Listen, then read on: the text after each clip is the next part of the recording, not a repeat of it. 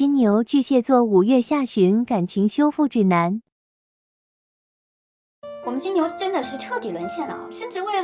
意为了这个人放下自己所拥有的一切啊，感觉陷入感情的金牛状态跟平时完全是不一样的啊，可能是因为真的是遇到了对的人啊，可以说我们金牛是打心眼里是非常喜欢对方啊。其实我是真的非常欣赏我们金牛宝宝的啊，因为金牛他本身特别务实，但是金牛一旦爱上了一个人，他真的就是会身心的交付给对方，所以我会觉得能被金牛喜欢上真的是一件特别幸福的事情啊。希望我们金牛喜欢的那个人可以把握住机会，好好珍惜我们金牛。